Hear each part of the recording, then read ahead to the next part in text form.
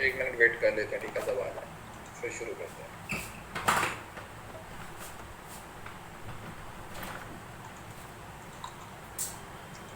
मैं ठीक हूँ, आप बताइए, सब बढ़िया?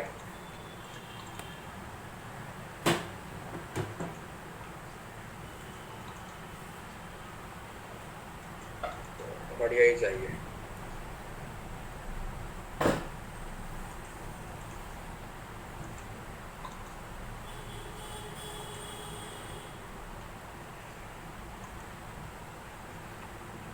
लर्निंग,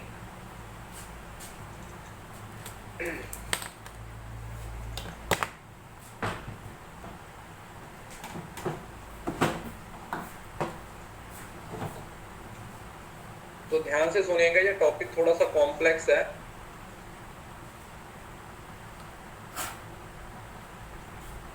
लेकिन समझने की कोशिश कीजिए, ठीक है? कॉम्प्लेक्स तो है, लेकिन फोकस के साथ सुनोगे तो अच्छी बात है, और आलतू फालतू बातें हैं वो थोड़ी बंद रखिएगा, ठीक है? इस वजह से जितना ध्यान दोगे क्लास पे उतना अच्छे से चीज़ें समझ आएगी, अगर ध्यान नहीं दोगे तो फिर समझ नहीं आएगा, ठीक है जी? तो इस वजह से शांति से पूरा फोकस करके क्लास में रहिए और एक एक चीज़ को समझने की कोशिश कीजिए।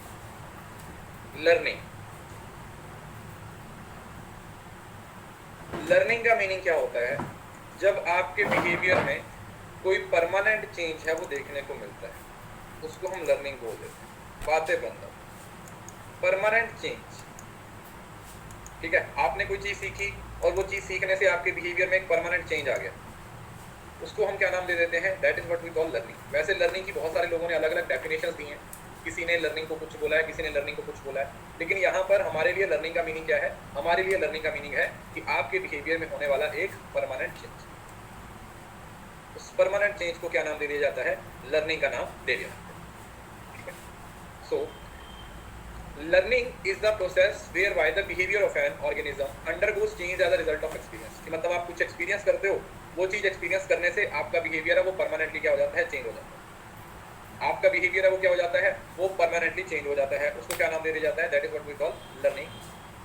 Permanent change in the capacity of performance, particular किसी काम को परफॉर्म करने के जो स्किल हैं वो इंप्रूव हो गए हैं, आपने कोई नई नॉलेज को, नए स्किल्स को एक्वायर कर लिया है, नए एटीट्यूड्स को या नई वैल्यूज को एक्वायर कर लिया है, तो वो भी लर्निंग है, या फिर न्यू कैपेबिलिटीज को। तो समझ रहे हो ना, कुछ एडिशन हो रही है, बात इतनी सी है।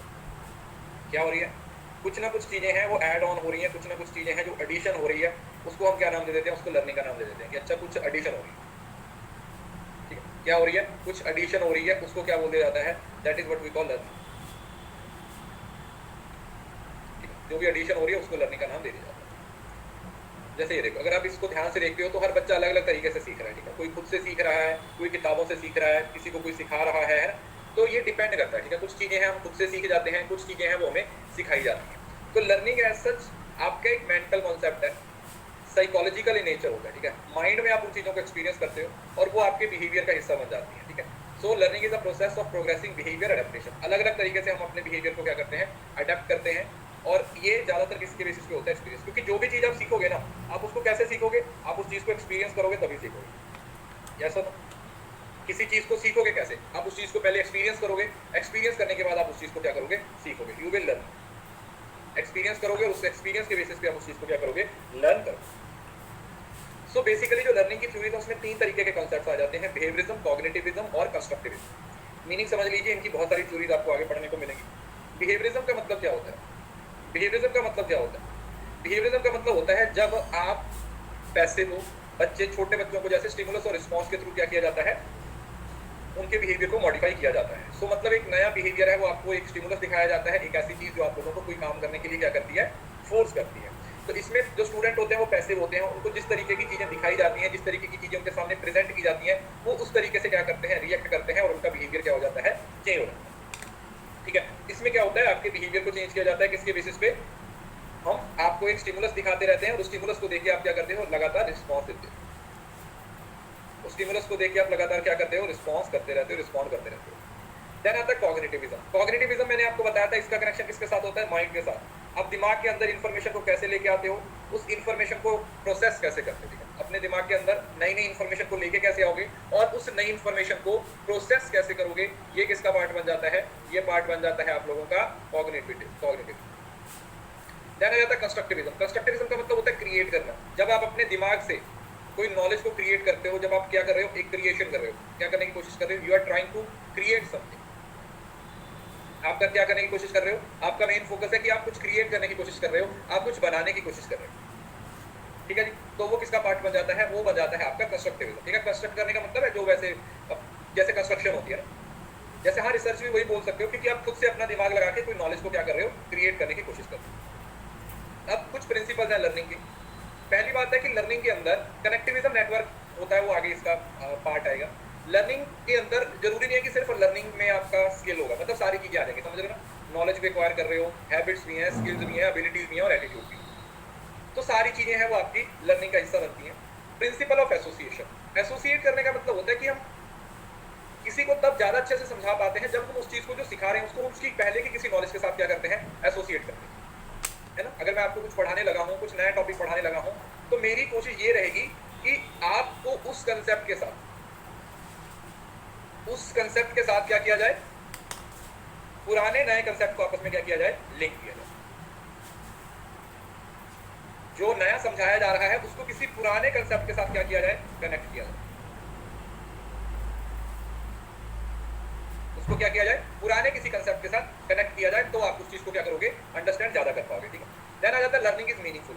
हमारी कोशिश यही होती है कि जो भी आपको सिखाया जाए या जो भी जिंदगी में सीखा जाए वो अच्छा सीखा जाए, जिसकी जिंदगी में आगे चल के कोई वैल्यू हो, ठीक है। हम कोई भी गलत चीज या कुछ ऐसी चीज है वो नहीं सीखना चाहते जिसका हमारी जिंदगी पे कोई नेगेटिव इम्पैक्ट होता है। तो लर्निंग का मीनिंगफुल होना जरूरी है। अगर लर्निंग मीनिंगफुल है तो उससे क्या हो जाएगा, उससे आपकी जिंदगी पे एक पॉजिटिव इम्पैक्ट होगा, उसका एक मीनिंग होगा और उस मीनिंग को लेके क्या कर सकते हो, आप अपनी लाइफ में आगे बढ़ सकते हो। Principle of clarity. Seeing is believing.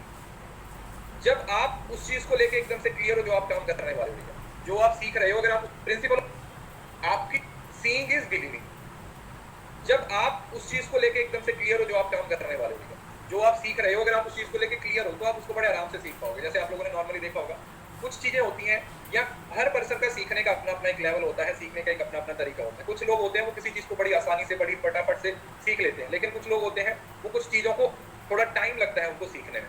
तो वही चीज है कि जितनी ज्यादा क्लैरिटी होगी, जितनी ज्यादा चीजें क्लियर होंगी, उतना आपके लिए सीखना उसको क्या हो जाएगा, आसान हो जाएगा। जितनी उसके अंदर एम्बिगिटी होगी, जितना उसके अंदर कंफ्यूजन होगा, आप उसको उतना अच्छे से समझ नहीं पाओगे, आप उसको उतने अच्छे से समझा नहीं पाओगे। Learning is facilitated by motives and drives. अब इसका मतलब क्या हुआ, आप किसी चीज को तभी सीखोगे जब आपको उसकी जरूरत महसूस होगी। या सुनो, मोटिव का मतलब है उसके पीछे कोई रीजन होगा, उसके पीछे कोई ड्राइव होगी जो आपको आकर्षित कर रही है कि तुम इस चीज को सीखो।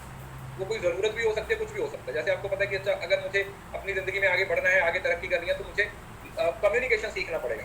तो वो जो आगे बढ़ने की एक ड्राइव है वो आपको प्रेरित करती है क्या करना, कि आप कम्युनिकेशन को सीखो, आप टीचिंग को सीखो, क्योंकि आप अपनी जिंदगी में आगे टीचिंग ही करने वाले हो, है ना। आगे अपनी जिंदगी में क्या करने वाले हो, टीचिंग करने वाले हो। तो उसके लिए वो फैसिलिटेट करती है, वो चीज आपको पुश करती है कि आप उस चीज को सीखो। Learning is facilitated by law of readiness और माइंडसेट। अब लॉ ऑफ रेडीनेस और माइंडसेट का मतलब क्या हुआ, आप किसी चीज को तभी सीख पाओगे जब आप उस चीज को सीखने के लिए तैयार हो। मैं आपको कितना भी पढ़ाता हूँ, अगर आपकी इच्छा ही नहीं है पढ़ने की, आपका दिल ही नहीं कर रहा पढ़ने का, आपका माइंड ही नहीं है पढ़ने का, तो आप कभी सीख ही नहीं पाओगे। मैं चाहे आपको 10 घंटे पढ़ाता रहूँ, 12 घंटे पढ़ाता रहूँ, कुछ फर्क नहीं पड़ेगा। तो मतलब किसी भी चीज को सीखने के लिए सबसे पहले उस चीज के लिए एक रेडीनेस, एक प्रॉपर माइंडसेट का होना जरूरी है, तभी आप उस चीज को सीख पाओगे। अदरवाइज आप उस चीज को सीख ही नहीं पाओगे। क्यों? क्योंकि आपका दिमाग उस चीज को सीखने के लिए तैयार ही नहीं है, है ना। जैसे कई बार होता है ना, हमारा पढ़ने को दिल नहीं करता, कई बार हमारे साथ भी ऐसा हो जाता है कि कई बार क्लास लेने का दिल नहीं करता। तो अगर उस तरीके से भी जबरदस्ती क्लास ली जाए तो ना तो आपको मजा आएगा और ना ही मुझे पढ़ाने में मजा आता है। तो कई बार जब हम लो फील करते हैं तो हम बीच में ब्रेक ले लेते हैं, छुट्टी ले लेते हैं, कई बार क्लास नहीं लेते। तो वही चीज होती है। तो क्योंकि अगर आप रेडी नहीं हो, आपका माइंड उस चीज के लिए अभी तैयार नहीं है, तो फिर आप उस चीज को सीख नहीं पाओगे। तो लॉ ऑफ रेडीनेस यही बताता है कि आप किसी चीज को सिर्फ तभी सीख पाते हो जब आप उस चीज के लिए क्या करते हो, तैयार होते हो, जब वो चीज आप लोगों को आकर्षित करता है, वो चीज आपको अपनी तरफ लेके। देन आ जाता है लॉ ऑफ एक्सरसाइज। जब आप एक चीज सीख लेते हो तो फिर उसको बार बार क्या करते रहते हो, प्रैक्टिस करते रहते हो, प्रैक्टिस करते रहते हो, प्रैक्टिस करते रहते हो। जितनी ज्यादा आप किसी चीज की प्रैक्टिस करोगे, आप प्रैक्टिस करोगे आप उस चीज में उतना एक्सपर्ट हो जाओगे। जैसे वही मैंने एग्जांपल दिया, अब कार है,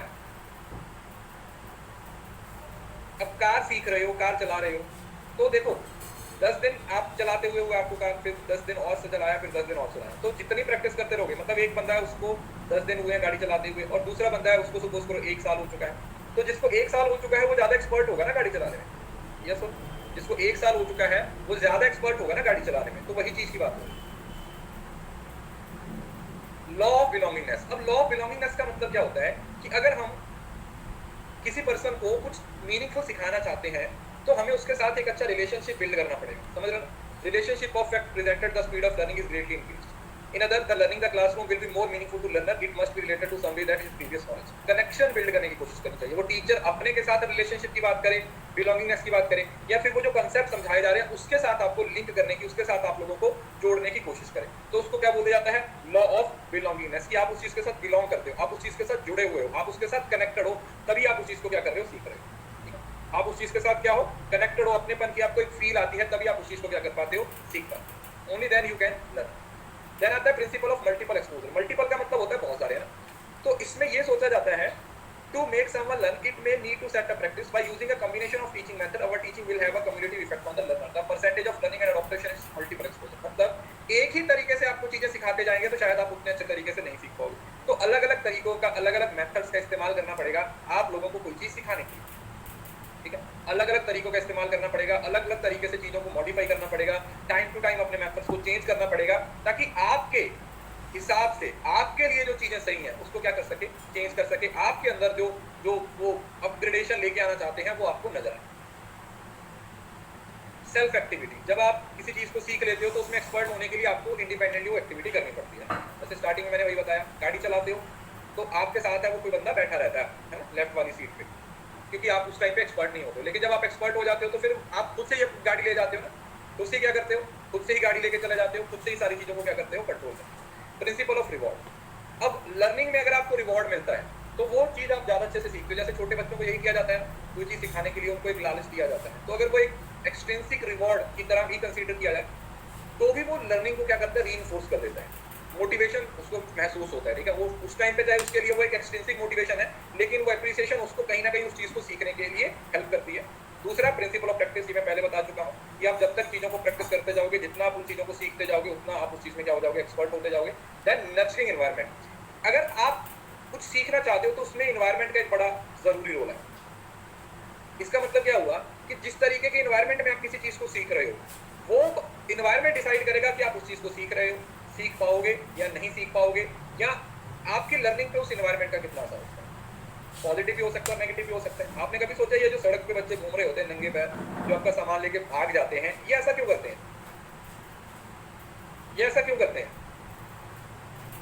क्योंकि वो उस तरीके के एनवायरनमेंट में रहे हैं। हो सकता है उन्होंने अपने माँ बाप को ये सब चीजें करते हुए देखा हो, तो फिर वो शुरू करना कर देते हैं ऐसा। फिर उनके बड़े भाई होते हैं वो करते हैं, फिर उनको देख के छोटे सीखते हैं। करते हैं ना ये चोरी, देखा होगा आप लोगों ने, ये जो होटल के बाहर खड़े हुए होते हैं, छोटे छोटे बच्चे होते हैं, आपकी एक्टिवा में कुछ सामान पड़ा हुआ, मोटरसाइकिल में कुछ सामान, चाहे उनके मतलब का ना हो, लेकिन वो क्या कर लेते हैं, उठा के भाग जाते हैं। बहुत सारी चीजें आप लोगों ने ये देखी होंगी। ये क्यों होता है? ये उसी रीजन की वजह से होता है क्योंकि वो उस तरीके के एनवायरनमेंट में है, उसी तरीके से वो चीजों को सीखते हैं। जैसे अगर कोई नशेड़ी होता है तो उसके बच्चे भी, अगर बहुत पॉसिबिलिटी है कि उसके बच्चे भी नशे करना शुरू कर देंगे। क्यों? क्योंकि उन्होंने घर में देखा है अपने बाप को नशा करते हुए, और फिर बाप उनको रोक भी नहीं सकता। रोकेगा कैसे, किस मुंह से रोक सकता है? मतलब अगर आप कोई बंदा सिगरेट पीता है और वो अपने बेटे को बोले कि तुम सिगरेट मत पी, तो बेटा तो यही बोलेगा कि तुम भी तो पीते हो, अगर तुम पी सकते हो तो मैं क्यों नहीं पी सकता। तो इस वजह से एनवायरनमेंट का जो रोल है वो अपने आप में बहुत ज्यादा इंपॉर्टेंट है, वेरी इंपॉर्टेंट। एनवायरनमेंट का जो रोल है वो अपने आप में क्या हो जाता है, बहुत ज्यादा इंपॉर्टेंट हो जाता है, बहुत ज्यादा जरूरी हो जाता है। जाना जाता है law of effect. Law of effect का मतलब क्या होगा? The law of effect pertains to influence of satisfying or unsatisfying feeling tones that accompany a response and either strengthen or weaken the response। इसको बोल देते हैं अब reinforce करना। लॉ ऑफ इफेक्ट का मतलब होता है वही पॉजिटिव और नेगेटिव इफेक्ट। क्या होता है? पॉजिटिव और नेगेटिव इफेक्ट। मतलब जैसे आप कोई अच्छा काम करते हो तो उसके लिए आपको क्या की जाती है, शाबाशी दी जाती है। मतलब उस एनवायरनमेंट को, उस बिहेवियर को क्या करने की कोशिश की जाती है, बढ़ाने की कोशिश की जाती है। आपके बिहेवियर को बढ़ाने की कोशिश की जाती है, रिवॉर्ड दिया जाता है। मतलब आपने कभी सोचा जब स्कूल में आप अच्छा काम करते थे तो आपको गुड क्यों दी जाती थी?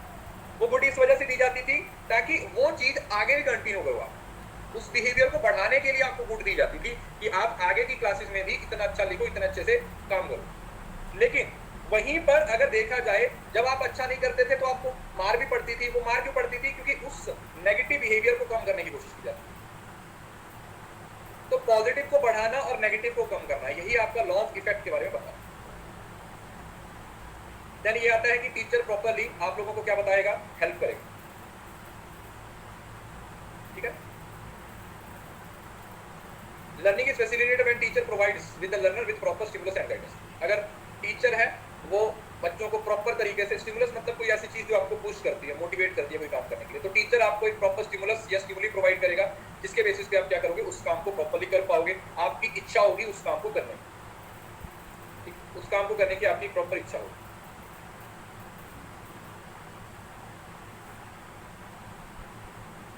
Learning is conditioned by attitude of learner. Conditioned by the attitude of learner, the environment conditions conducive learning का मतलब। अब इसका पॉइंट क्या हुआ कि जो लर्निंग है ना, जो आप चीज सीख रहे हो, उस पर बहुत सारे फैक्टर असर डाल रहे हैं। समझ रहे हो ना? सिखाने वाले के, तुम्हारे, एनवायरमेंट के। तीन चीजें तो यही मैंने आपको बता दी, इसके अलावा और भी बहुत सारे हो सकते हैं। सिखाने वाले को अच्छे से नहीं आता तो वो सिखा नहीं पाएगा। सीखने वाला सीखना नहीं चाहता तो वो सीख नहीं पाएगा। सीखने वाला सिखाना चाहता है, और सॉरी, सिखाने वाला सिखाने के लिए भी तैयार है, सीखने वाला सीखने के लिए भी तैयार है, लेकिन जो एनवायरमेंट है वो फेवरेबल नहीं है। जो एनवायरमेंट है वो फेवरेबल नहीं है, उस केस में भी चीजें आपके फेवर में काम नहीं करेंगी। उस केस में भी चीजें आपके फेवर में काम नहीं करेंगी। Right? Principle of variable learning ability. अब इसका मतलब क्या होता है? Individual difference.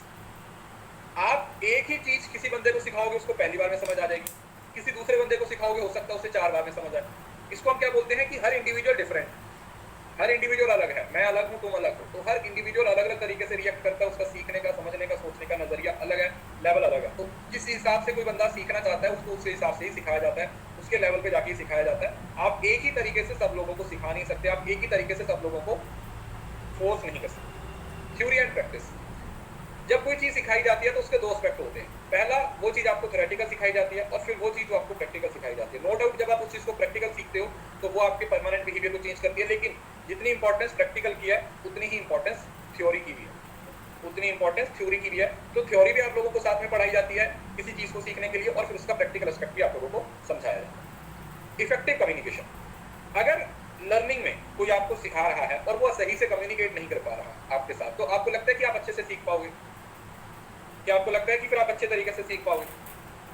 आप अच्छे तरीके से नहीं सीख पाओगे, क्योंकि जब सामने वाला अपने मैसेज को कन्वे ही नहीं कर पा रहा, सामने वाला बंदा आपको अपना मैसेज कन्वे ही नहीं कर पा रहा, he is not able to convey, तो जब वो मैसेज ही आप तक नहीं पहुंच रहा तो आप सीखोगे कैसे? आपकी अंडरस्टैंडिंग कैसे डेवलप होगी? जैसे अभी मैं क्लास में पढ़ा रहा हूँ, मेरा कंटेंट कितना ही अच्छा हो, सब एकदम से क्लियर लिखा हो, लेकिन अगर मैं उस चीज को समझा ही नहीं पा रहा हूँ तो फिर वो कंटेंट और किताब एक ही हो गई। मतलब आप कोर्स क्यों ज्वाइन किया है? क्योंकि किताबों से पढ़ के पेपर क्लियर नहीं होता। रीजन क्या है कि किताबें बोलती नहीं है ना? किताबें बोलती नहीं है।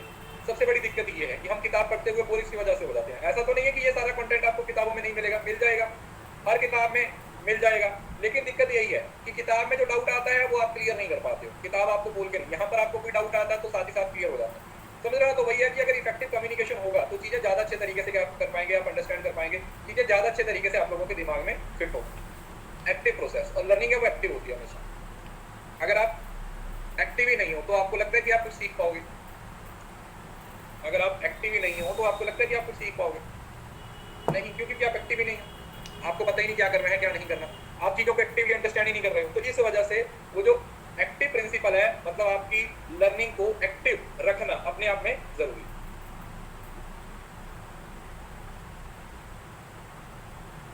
How learning take place. अब ये पेपर के पॉइंट ऑफ व्यू से ज्यादा जरूरी नहीं है, लेकिन फिर भी थोड़ा समझना जरूरी है। अब सीखते कैसे? हम कैसे सीखते हैं? हम अपने एक्सपीरियंस से सीखते हैं। एक्सपीरियंस से सीखते हैं। किसी चीज को आप एक्सपीरियंस करते हो, जैसे मैं आपको एक सिंपल एग्जांपल देता हूँ। छोटा बच्चा है, जो छोटा बच्चा होता है ना, वो बेचारे इतने मासूम होते हैं, उनको पता नहीं होता, ऐसे सड़क पे चले जाते हैं। देखा होगा आप लोगों ने, उनको नहीं पता कि सामने से गाड़ी आ रही है या नहीं आ रही, वो ऐसे ही सड़क पे चले जाते हैं। उनके सामने कोई जानवर आए, उसको पकड़ के, कोई कीड़ा मकोड़ा उसको मुंह में डाल लेते हैं। करते हैं ना ऐसा, क्यों? क्योंकि उनका माइंड अभी डेवलप नहीं हुआ, उनको पता नहीं है। अब जैसे फॉर एग्जांपल कोई मोमबत्ती जल रही है, ये बच्चा है, उसको पता नहीं है, उसने जाके मोमबत्ती को ऐसे हाथ लगा दिया। अब अचानक से उसको आग लगेगी हाथ में, गर्म लगेगा, तो वो हाथ को पीछे कर लेगा, हाथ को क्या करेगा, पीछे कर लेगा। ये तो है पहला केस। अब मेरे को एक बात बताओ, क्या दोबारा वो बच्चा कभी भी उस आग को हाथ लगाएगा? कभी नहीं लगाएगा, क्योंकि उसने भी उस एक्सपीरियंस से सीख लिया। उसने भी, चाहे उसका दिमाग अभी काम नहीं कर रहा, 6 महीने का, वो 1 साल का है, लेकिन इतना उसको पता है कि अगर मैंने अब इसको हाथ लगाया तो मेरे को दर्द होगा, मेरे को दर्द होगा। तो वो एक्सपीरियंस है। देन आता है इमिटेशन। इमिटेशन का मतलब होता है कॉपी करके। हम अपनी जिंदगी में कितनी सारी चीजें कॉपी करके सीखते हैं। यस और नो? बेसिकली मैं खुद का बताऊं तो मैंने एक चीज जो अपनी जिंदगी में कॉपी करके या इमिटेट करके सीखी है, वो है बॉडी लैंग्वेज। मैंने आपको शायद पहले भी बताया था, जो मेरे फेवरेट स्पीकर है उसका नाम है लेस ब्राउन। तो मैंने बहुत सारे स्पीकर को सुना है, लेकिन जो मेरा पर्सनल फेवरेट है वो लेस ब्राउन है। मतलब एक नीग्रो है, अगर आप यूट्यूब पे जाके सर्च करोगे तो आपको इसकी वीडियो मिल जाएगी। लेस ब्राउन, ये वाला बंदा। और अगर आप हॉलीवुड में से किसी से अपनी बॉडी लैंग्वेज को इंप्रूव करना चाहते हो तो उसमें आप कियानो रीव्स की इंटरव्यूज वगैरह देख सकते हो। ठीक है, मतलब लगभग बाहर के जो लोग हैं वो इस चीज में काफी आपको हेल्प करते हैं। तो वो चीजें आप सीखते हो कि वो अपने हिंदी में नहीं पता है, हिंदी में मेरे को नहीं पता हिंदी में कौन अच्छा है। लेकिन मैं ये बता रहा हूँ कि आप इमिटेशन से आप दूसरों को कॉपी करके भी क्या करते हो, सीखते हो। दूसरों को कॉपी करके सीखते हो। जैसे भाई छोटे होते बताया कि आप अपनी मम्मी का मेकअप किट है वो अपने मुंह पे लगाने लग जाते थे, होता था। बच्चे होते हैं वैसे वैसे करना शुरू कर देते हैं, ऐसा होता है ना, स्कूटर पे खड़े होके। तो वो क्या है, वो सब इमिटेशन ही तो है, वो इमिटेशन ही तो है। देन आ जाता है इंस्ट्रक्शन। अब इंस्ट्रक्शन में मतलब एक प्रॉपर, जब फॉर्मली आप लोगों को इंस्ट्रक्शन दिया जाता है, आपको डेमोस्ट्रेट करके सिखाया जाता है कि आप ये करो, आप ये करो, इंस्ट्रक्शन दी जाती है कि आप ये काम करो। जरूरी थोड़ी होता है, जैसे बोलते हैं ना कि आप अपनी जिंदगी में सारी गलतियां खुद करो और फिर उनसे सीखो, ये तो पॉसिबल नहीं है, क्योंकि जिंदगी तो छोटी सी है। तो आपको अपनी गलतियों के साथ साथ दूसरों की गलतियों से भी सीखना चाहिए। दूसरे क्या गलतियां करते हैं, दूसरे क्या गलतियां करते हैं। मैं आपको इसकी एक बहुत बेसिक एग्जांपल देता हूं जिससे आप इस चीज को रिलेट कर पाओ। क्रिकेट, फुटबॉल वगैरह कोई ना कोई गेम तो आप डेफिनेटली देखते होंगे, क्रिकेट देखते होंगे या फिर फुटबॉल देखते होंगे, कोई भी गेम है वो देखते होंगे। लेकिन वो जो आपके सामने चल रहा है सिर्फ आप उतना ही देखते हो। 90 मिनट का मैच है फुटबॉल का, आपने वो मैच देखा, या आपको IPL देख लिया, या क्रिकेट का T20, कोई भी मैच आप लोगों ने देख लिया, लेकिन उसके पीछे की जो कहानी है वो शायद आपको नहीं पता। जब टीम की मीटिंग होती है ना, ये चीज आपने शायद जाकर इंडिया में भी देखा होगा, तो सामने वाली टीम के प्लेयर्स को ऑब्जर्व किया जाता है, उनके लूप होल ढूंढे जाते हैं कि ये कहाँ गलती कर रहे हैं यार। ये वाला जो इंडिया का प्लेयर है, जैसे सुरेश रैना है, ये शॉर्ट बॉल इसको खेल नहीं पाता है, तो कल इसको शॉर्ट बॉल करनी है ना। ये जैसे धोनी है, अगर इसको यॉर्कर नहीं खेलना आता तो इसको यॉर्कर मारेंगे। युवराज सिंह इस बॉल पे ज्यादा बीट होता है तो उसको ये बात, समझ रहे हो ना। तो ये सब चीजें क्या है, all these things are the part of studying the behaviour. उनकी गलतियों को पकड़ना और फिर उन गलतियों का क्या करना, फायदा उठाना। क्लियर है? तो ये इंस्ट्रक्शंस के थ्रू या डेमोन्स्ट्रेशन करके आपको सिखाया जाता है कि कोई काम करना है। ऑब्जर्वेशन के थ्रू होता है।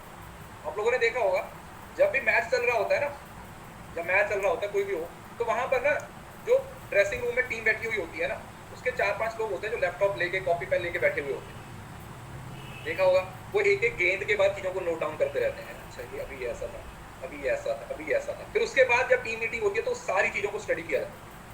फिर वो सारी चीजों को क्या किया जाता है, स्टडी किया जाता है। देखा जाता है कि क्या था ये, इसके अंदर कौन कौन सी चीजों को किया जा सकता है, कौन कौन सी चीज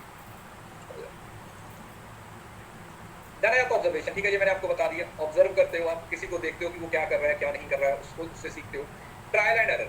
ट्रायल एंड एरर का मतलब होता है कोई काम करना, गलती करना, सही हो गया तो उसको सही करते रहना, अगर गलत हो गया तो गलत करके। हम अपनी जिंदगी में बहुत सारी चीजें हैं वो ट्रायल एंड एरर से सीखते हैं। गलती करते हैं, किसी काम को करने की कोशिश करते हैं, वो गलत हुआ तो अच्छा ये ऐसा नहीं होगा, ये ऐसा होगा। ट्रायल एंड एरर बोल सकते हो आप। जैसे एडिसन के बारे में एक बात बहुत फेमस है, पता नहीं ये सच है या नहीं है, कि उसने बल्ब बनाने के लिए 10,000 अटेम्प्ट लिए, 10,000 अलग अलग एलिमेंट्स का इस्तेमाल किया। 10,000 करने के बाद उसका वो जो बल्ब है वो बना था। तो उसका जो असिस्टेंट था उसने बोला कि आप तो इतनी 10,000 बार फेल हो चुके हो, उसके बाद जाके आपका बल बना है, अभी आप छोड़ क्यों नहीं रहे हो? नहीं बना तो क्या दिक्कत है? तो वो बोला कि मैं फेल नहीं हुआ हूँ, मैंने 10,000 ये तरीके ढूंढे जो काम नहीं करते हैं। That is trial and error. Trial and error कि जो चीजें काम नहीं करती वो भी आपको हिंट देती हैं कि और कोई चीज काम कर सकती है। तो अगर आप किसी चीज में फेल हो रहे हो तो एटलीस्ट आपको ये तो पता चलता है कि अच्छा ये काम इस तरीके से तो नहीं होगा, इसका कोई और तरीका ढूंढना पड़ेगा। समझ रहे हो ना? अगर आप ट्राई ही नहीं करोगे तो कैसे चलेगा? हाँ मुझे पता है उसका असिस्टेंस निकोला टेस्ला था, लेकिन टेस्ला था वो एडिसन से बहुत बहुत आगे, बहुत ज़्यादा आगे। कुछ भी नहीं था टेस्ला के सामने। तो चीज़ें कुछ ऐसी होती हैं कि लोग टेस्ला की बात कम करते हैं, एडिसन की बात ज़्यादा करते हैं। लेकिन अगर देखा जाए तो निकोला टेस्ला कहीं ज़्यादा इंटेलिजेंट, कहीं ज़्यादा उसका IQ था एडिसन से। देन आ जाता है एक्सपेरिमेंटेशन। एक्सपेरिमेंटेशन वही आप अलग अलग एक्सपेरिमेंट करते हो, उन एक्सपेरिमेंट के थ्रू क्या करते हो? चीज़ों को सीखने की कोशिश करते हो। ठीक है, तो ये नॉर्मल से पॉइंट है। टीचिंग के थ्रू भी सीखते हो, रिफ्लेक्शन के थ्रू भी सीखते हो, खुद से रिफ्लेक्ट करते हो, क्वेश्चनिंग के थ्रू भी सीखते हो। मतलब ये वो तरीके हैं जिससे आप कुछ ना कुछ लर्न करते हो। जैसे भी क्लास में भी सीखते हो, घर में भी सीखते हो, क्लास में जाके सीखते हो। इस तरीके की चीज़ें हैं वो क्या करते हो? आप सीखते हो। इस तरीके की चीज़ें हैं वो क्या करते हैं? सीखते हो। आजकल भी होते हैं बेटा, आजकल भी लोगों के IQ होते हैं, लेकिन टेक्नोलॉजी की वजह से लोगों की जो खुद के अब बोल सकते हो कि खुद का जो माइंड है उसको इतनी ज़्यादा इंपॉर्टेंस नहीं दी जाती। मतलब टेक्नोलॉजी ने चीज़ों को क्या कर दिया है? टेक्नोलॉजी ने ह्यूमन स्किल्स या फिर जो ह्यूमन पोटेंशियल है उसको कहीं ना एक थोड़ा उसको नीचे कर दिया इस वजह से। एक बार जो आप सीख लेते हो बेटा वो स्टेबल हो जाता है लर्निंग। 1 मिनट का ब्रेक ले लीजिए फिर शुरू करते हैं। क्योंकि लोग उस चीज़ को किस तरीके से इस्तेमाल कर रहे हैं ये मैटर करता है। मैंने बताया तो ये पेन है, इसको लिखने के लिए इस्तेमाल किया जाता है, लेकिन अगर यही तुम्हारे गर्दन में घुसा दो तो तुम भगवान के पास निकलोगे। The problem is not with the technology, problem is not with the tools, problem is how you use it। वही बंदा दिमाग का इस्तेमाल करता है किसी कंपनी को खड़ा करने के लिए, और वही लोग उस दिमाग का इस्तेमाल करते हैं किसी सिस्टम को हैक करने के लिए, किसी के सिस्टम को हैक करने के लिए, किसी के कंप्यूटर में घुसने के लिए।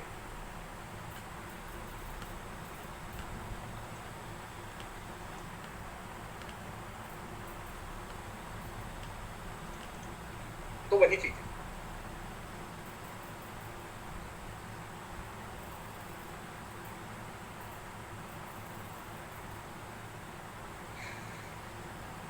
मतलब क्लास में भी इतने बिल्ले लोग हैं जो जो बिग बॉस देखते हैं। मैंने आपको बताया था ना कि दुनिया में 3 तरीके के लोग हैं जो सबसे बिल्ले हैं। एक तो जिनके पास कोई काम धंधा नहीं है, वो सबसे पहले लेवल के बिल्ले हैं। दूसरे वो जो IPL देखते हैं वो उनसे ऊपर है। और तीसरे जो महाबिल्ले हैं जिन्होंने कोई कुछ नहीं उखाड़ा अपनी जिंदगी में, वो है जो बिग बॉस देखते हैं।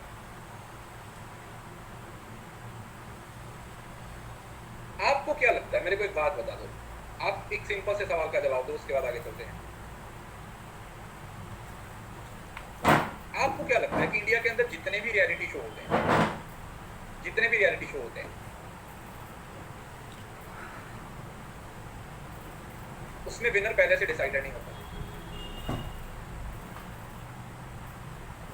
सब कुछ डिसाइडेड होता है, सब कुछ स्क्रिप्टेड होता है। बेवकूफ बनाते हैं आप, हर चीज स्क्रिप्टेड है। रियलिटी शो का नाम असल में स्क्रिप्टेड शो होना चाहिए। हर चीज स्क्रिप्टेड, हर चीज।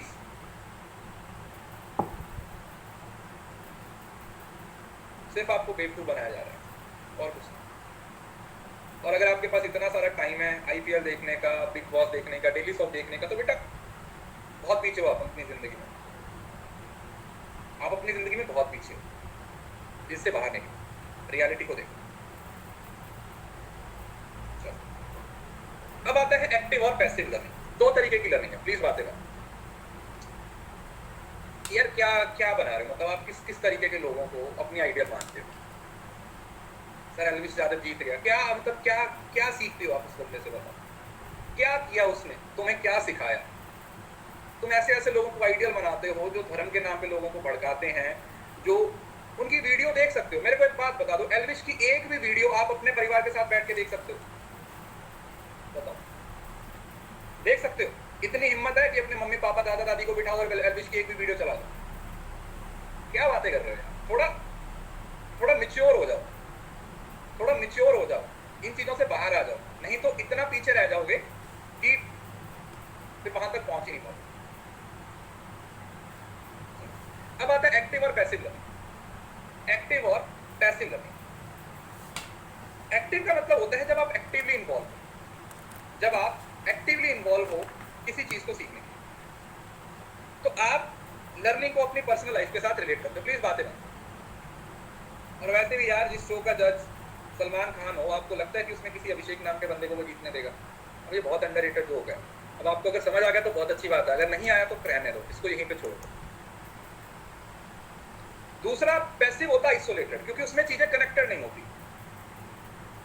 उसमें चीजें कनेक्टेड नहीं होती है ना, इस वजह से। Accept responsibility for learning. जब आप किसी चीज को एक्टिवली सीख रहे हो तो आपकी रिस्पॉन्सिबिलिटी है उस चीज को सीखने, है ना, क्योंकि आप एक्टिवली उसका पार्ट हो। यहां पर पैसिवली आप उस रिस्पॉन्सिबिलिटी को क्या करते हो, साइड पे कर देते हो कि मैं इस चीज में इन्वॉल्व नहीं। जब आप एक्टिवली किसी चीज को सीखने की कोशिश करते हो तो आप चीजों को एक्सप्लोर करते हो। प्लीज बातें बंद हो गया, ठीक है, बेवकूफ वाला शो खत्म हो गया, अब क्लास में आ जाओ। तुम्हें बिग बॉस ने कुछ नहीं देना, तुम्हें इस पढ़ाई ने जेआरएफ देना, इस वजह से बस छोड़ दो, हो गया। आप चीजों को एक्सप्लोर करते हो, आप क्वेश्चन करते हो, आप रिफ्लेक्ट करते हो इन्फॉर्मेशन, एक क्यूरियोसिटी होती है किसी चीज को सीखने की, किसी चीज के अंदर घुसने की। यहाँ पर नहीं होता, ये पैसे होते हैं, समझ, एक वर्ड बड़ा सही है, zombie like acceptance of information, walking dead. Walking dead देखा ना ज़ॉम्बीज में, ज़ॉम्बीज में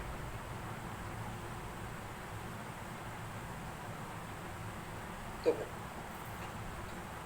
strong intrinsic motivation and externally motivated. जब आप किसी चीज को एक्टिवली सीखते हो तो आप खुद से उस चीज को पढ़ने की कोशिश करते हो, पैसिव में ऐसा नहीं होता। इंगेज देयर इंटेलेक्ट, अपने दिमाग का इस्तेमाल करते हो, पैसिव में आप उस चीज से भागते हो। Active prepares for class, comes to class unprepared. Obviously बात, अगर आप किसी चीज में एक्टिवली इन्वॉल्व हो तो आपको उसके हर एस्पेक्ट के बारे में पता होगा, लेकिन पैसिव में ऐसा नहीं होता। ओपन माइंडेड होते हो, इंटरेस्टेड इन आइडियाज होते हो, क्लोज माइंडेड होते हैं, इंटॉलरेंट ऑफ आइडियाज होते हैं। तो लाइफ में चीजों को एक्टिवली सीखना चाहिए, एक्टिवली सीखना चाहिए। देन आ जाता है डाइवर्जेंट थिंकिंग और कन्वर्जेंट थिंकिंग। डाइवर्जेंट थिंकिंग और कन्वर्जेंट थिंकिंग। डाइवर्जेंट का मतलब होता है डाइवर्सिफाई करना, जब आप किसी चीज में अपनी इमेजिनेशन का इस्तेमाल करते हैं। जैसे ओपन एंडेड,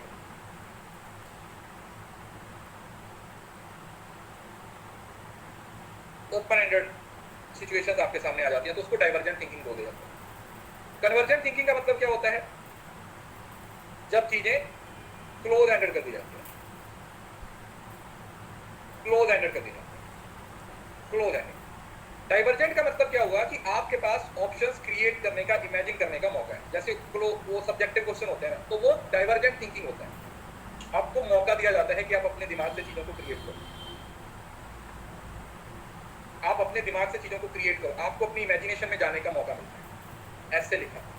लेकिन यहाँ पर ऐसा नहीं होता, यहाँ पर एमसीक्यू टाइप होगा। आपका पेपर कन्वर्जेंट बेस्ड है, आपके सामने 4 ऑप्शन है, उसमें से कोई एक ऑप्शन आपने क्या करनी है, सिलेक्ट करनी है। आपके सामने 4 ऑप्शन है, उसमें से कोई एक ऑप्शन आपने क्या करनी है, सिलेक्ट करनी है। बड़ी पिक्चर को देखते हो, क्योंकि इमेजिनेशन है तो फिर आप बड़े लेवल पे चीजों को देखते हो। कन्वर्जेंट में फाइन पिक्चर्स उतना ही देखते हो जितना देखना चाहते हो। अरे भाई कौन सी स्पेशल क्लास है यार, कौन सा टॉपिक मिसिंग है, मेरे को एक बात बताओ, कौन सा टॉपिक मिसिंग है यार, कुछ भी बोल रहे हो। कोई कोर्स जो कंप्लीट होगा तो पता चल जाएगा, रिसर्च की क्लास बाकी है और कौन सा टॉपिक मिसिंग है। क्रिएटिविटी, यहाँ पर आप क्रिएटिव रहते हो, क्या करते हो, क्रिएटिव रहते हो, और यहाँ पर लॉजिक का इस्तेमाल करते हो, क्योंकि आपको सिलेक्ट करना होता है। सारा सेशन खत्म हो जाएगा यार, तुम लोगों का कुछ नहीं होगा। जो तुम्हारे कोर्सेज पेंडिंग है, मुझे नहीं पता क्या वो, मुझे नहीं पता क्या यार, मैं बेवकूफ हूँ क्या, क्लासेस बंद करके बैठा हूँ क्या मैं?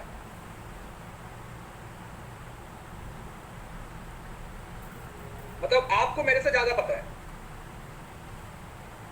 तो जब मैंने पता मैं खत्म करवाऊंगा तो क्यों रोते रहते हो यार क्लास में आके, क्यों रोते रहते हो, मुझे ये बताओ। एक दिन में 3 क्लासेस लेता हूं तो तुम खुद मरने वाले हो जाते हो।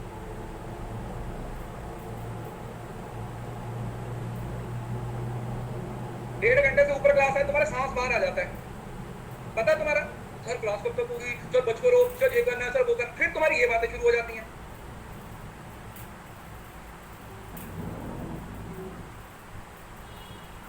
तुम्हें खुद ही नहीं पता तुम्हें अपनी जिंदगी में करना क्या है भाई।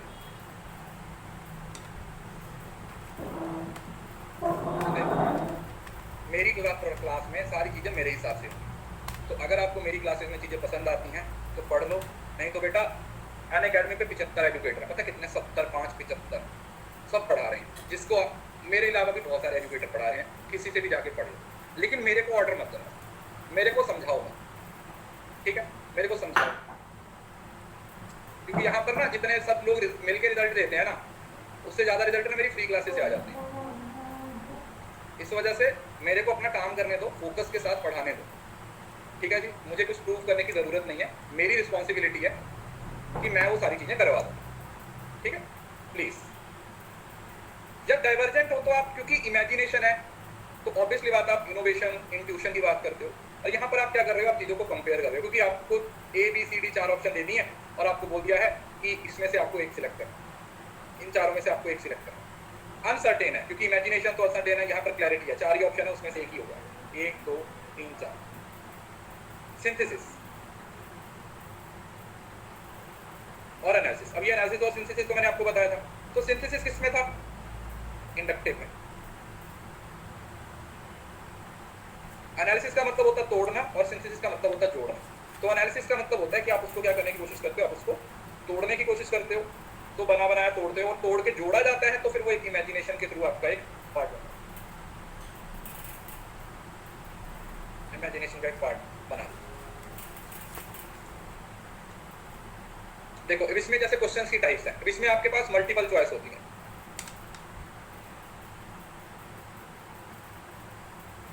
अपोजिट लिख दिया ना, ये वाला तो सही है, ये वाला अपोजिट लिख दिया, हाँ ये अपोजिट लिख दिया, इसको सही कर लेना। ये कन्वर्जेंट थिंकिंग है बेटा, हाँ ये अपोजिट, इसको ऊपर वाले को सही कर लेना, ठीक है। कन्वर्जेंट थिंकिंग है और ये डाइवर्जेंट थिंकिंग। डाइवर्जेंट में आपके पास ओपन एंडेड क्वेश्चन है, कन्वर्जेंट में आपके पास मल्टीपल चॉइस क्वेश्चन। डाइवर्जेंट में आप अपनी ब्रेनस्टॉर्मिंग, मतलब आप अपने दिमाग का इस्तेमाल कर रहे हो, और यहाँ पर आप ट्रू फॉल्स अप्रोच का इस्तेमाल कर रहे हो। डाइवर्जेंट में आप क्रिएट कर रहे हो, यहाँ पर आप फिल इन द ब्लैंक्स, मतलब आप कुछ कर नहीं रहे हो, आपके पास वही है मैचिंग, लिस्टिंग, आइडेंटिफाइंग, कंपेयरिंग और रैंकिंग। अगर आप ध्यान से देख रहे हो, इसके अंदर कुछ क्रिएशन है, कुछ क्रिएशन ही है, आपके पास सब बना बनाया है, बस उसको सही लगाना है, उसको सही करके लगाना है, असेंडिंग और डिसेंडिंग है। लेकिन इधर सब कुछ आपके पास कितना सारा स्कोप है, आप नई एंडिंग क्रिएट कर सकते हो, नए डायलॉग्स क्रिएट कर सकते हो, कोई स्टोरी सुना सकते हो। तो इस वजह से जब एक बड़े लेवल की बात की जाती है तो वहां पर हम डाइवर्जेंट थिंकिंग का इस्तेमाल करना ज्यादा पसंद करते हैं, ठीक है। जब हम बड़े लेवल पे जाना चाहते हैं तो आप डाइवर्जेंट थिंकिंग का इस्तेमाल करते हो, छोटे लेवल पे कन्वर्जेंट। तो एक सिंपल एग्जांपल देता हूँ, फिर आप भूलोगे नहीं।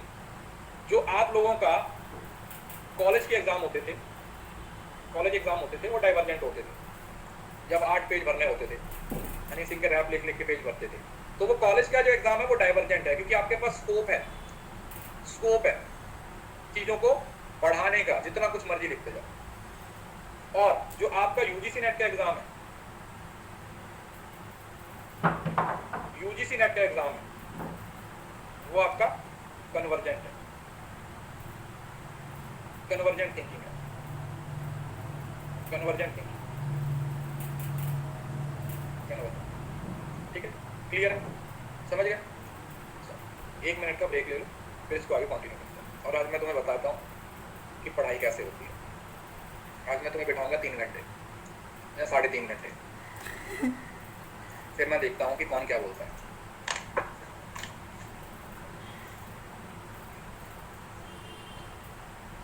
कन्वर्जेंट का मतलब आपके पास चॉइस नहीं है बेटा, आपके पास चॉइस नहीं है, आपके पास ऑप्शंस नहीं है।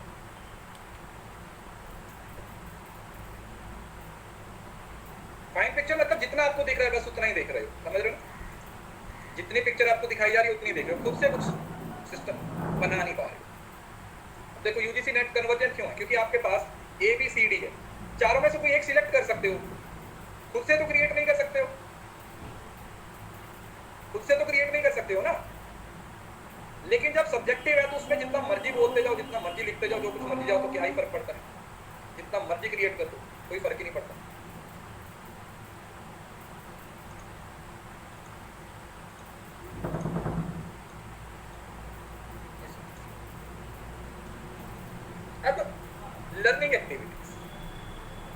ये किसका एक्सपेरिमेंट, ये किस बंदे ने दिया था, डेल कॉन ने दिया हुआ है। डेल कॉन ने, बंदे का नाम है, उसने एक एक्सपेरिमेंट किया था और उसके बेसिस पे उसने कुछ लेवल बताए। वैसे यहाँ से पेपर में सवाल पूछा नहीं गया है कभी, लेकिन थोड़ा सा आप इसको समझने की कोशिश कीजिए, लेवल्स को समझने की कोशिश कीजिए। उसने डेल, हाँ मतलब नॉन एक्सपीरियंस किया था, डेल बंदे का नाम, एटलर डेल कुछ ऐसा करके, देख लेना नाम क्या है, कोन ऑफ एक्सपीरियंस बोलते हैं इसको। उसने बताया कि जब हम कुछ सीखते हैं तो हम उसमें से कौन कौन से लेवल्स को क्रॉस करते हैं। कि जब हम सीखते हैं तो वो जो लर्निंग होती है वो किस तरीके से होती है, जो हम सीख रहे हैं वो किस तरीके से सीखते हैं।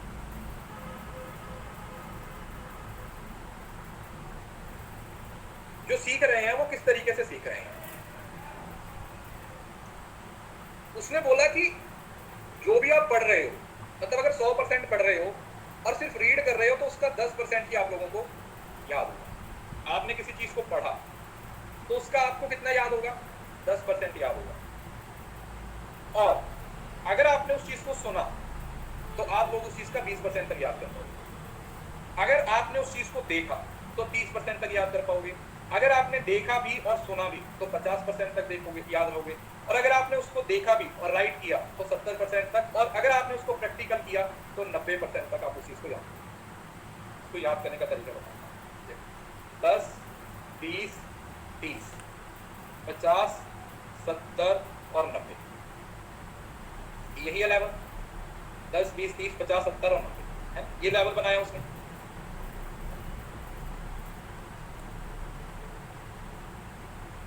तो उसने बोला कि अगर सिर्फ रीड किया तो 10% याद करोगे, पढ़ा तो 10%। दूसरा, अगर सुना हियर तो 20%।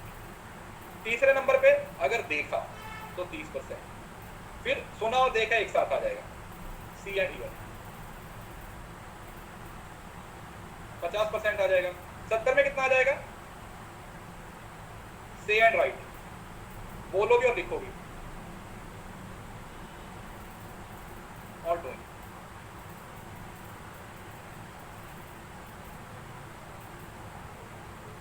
तो इस तरीके से आप चीजों को सीखो। जैसे बोलते हैं कि नोट्स बनाने क्यों जरूरी होते हैं, मैंने आपको हमेशा बोला कि नोट्स बनाओ, क्योंकि जब आप चीजों को नोट्स, मतलब कोई चीज आपने 10 बार पढ़ ली और एक बार लिख ली तो बराबर हो जाता है। किसी चीज को आपने 10 बार पढ़ा और उसको एक बार लिखा तो वो क्या हो जाता है, वो आप बराबर हो जाता है। 10 बार पढ़ा और एक बार लिख लिया। जैसे कोई टॉपिक है वो बहुत ज्यादा डिफिकल्ट है, अगर आप उसको किसी को पढ़ा देते हो तो फिर आप उसको कभी भूल नहीं पाते। जैसे बोलते हैं कि अगर मैं कोई टॉपिक आप लोगों, जैसे टीचर्स को सारी चीजें क्यों याद हो जाती हैं, टीचर्स को सारे कंसेप्ट कैसे याद हो जाते हैं इतना डिटेल में, इतने इतने सब्जेक्ट्स कैसे होते हैं, क्योंकि वो टीच कर रहे होते हैं। जब हम आपको कोई चीज पढ़ा देते हैं ना तो वो चीज परमानेंटली हमारे दिमाग का एक हिस्सा बन जाती है। आप कभी इस चीज को ट्राई करके देखना, खुद को ही पढ़ाने की कोशिश करना, खुद को ही पढ़ाने की कोशिश करना। कोई ऐसा टॉपिक जो आपको लगता है यार ये तो बड़ा डिफिकल्ट है, ये वाला टॉपिक तो बड़ा डिफिकल्ट है, तो मुझसे तो नहीं हो पा रहा, तो अगर आपने उसको खुद को पढ़ाने की कोशिश की तो फिर आप उस चीज को क्या कर पाओगे, अंडरस्टैंड कर पाओगे। ठीक है, तो ये डेल कॉन्स का एक्सपीरियंस है। Basic conditions of learning, learning की कंडीशंस क्या होनी चाहिए। कॉन्टिग्यूटी, कॉन्टिग्यूटी का मतलब क्या हुआ, simultaneous occurrence of stimulus and the response, it is applied to teaching. कि हम किसी चीज को तभी सीखते हैं जब स्टिमुलस और रिस्पांस दोनों एक टाइम पे होते हैं। मतलब आपको कोई चीज जो दी गई और उसके अकॉर्डिंग आपने उसी टाइम पे उसको एक्ट किया, ऐसा नहीं है कि वो चीज आपको कल दी गई थी और एक्ट उस पे आप करें।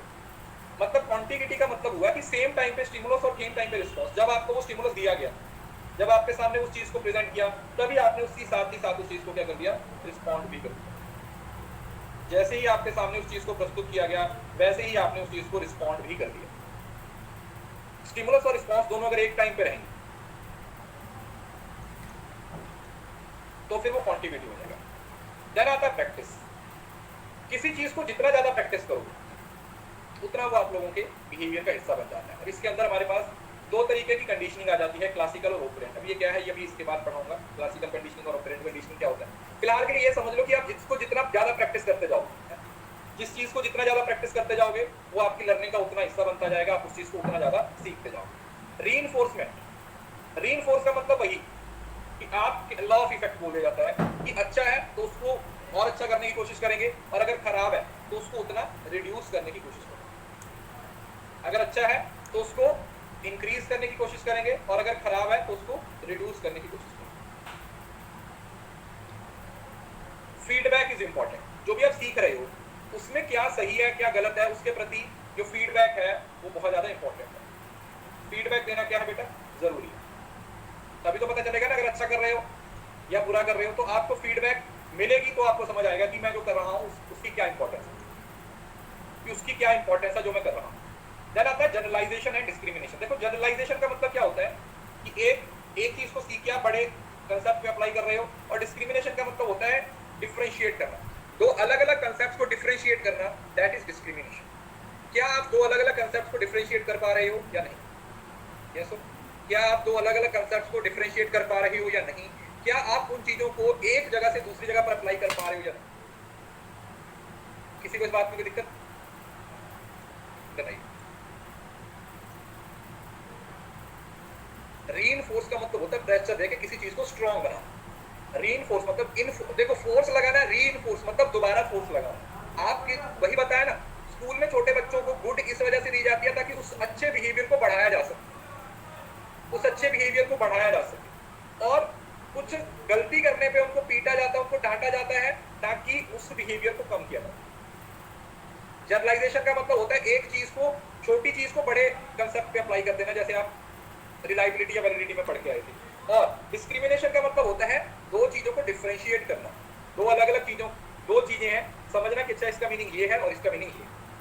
कई बार कंफ्यूजन हो जाती है ना एक ही चीज को। अगर इंडक्टिव और डिडक्टिव, मैं आपको बोलूं कि इनको डिफरेंशिएट करो, डिस्क्रिमिनेट करो, तो आप बताओगे कि नहीं नहीं सर, जो इंडक्टिव है वो इस तरीके से काम करती है और जो डिडक्टिव है वो दूसरे तरीके से काम। जो इंडक्टिव है वो अलग तरीके से काम करती है और सर जो डिडक्टिव है वो अलग तरीके से काम करती है। कॉन्टिन्यूटी का मतलब हुआ बेटा कि स्टिमुलस और रिस्पॉन्स दोनों का एक ही समय पर मौजूद होना जरूरी है। जिस टाइम पे आपने किसी बंदे को हिंट दिया, सामने वाला बंदा उसी टाइम पे उस चीज को लेके क्या करेगा, रिस्पॉन्ड करेगा।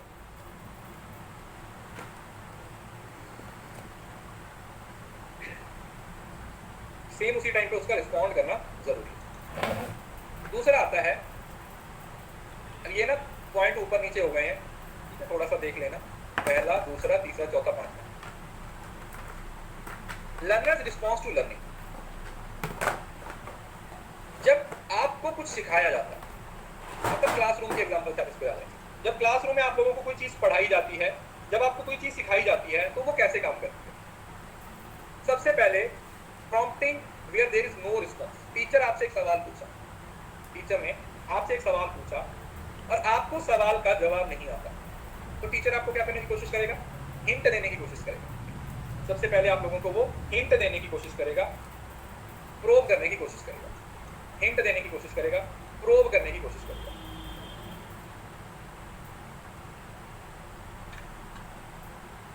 अगर फिर भी आप नहीं समझ पा रहे हो तो टीचर क्या करेगा, रीडायरेक्ट कर देगा, बाकी बच्चों की तरफ करेगा। फिर आपको क्या करेगा, इसकी चीज पर जब हिंट देगा, प्रोब करने की कोशिश करेगा।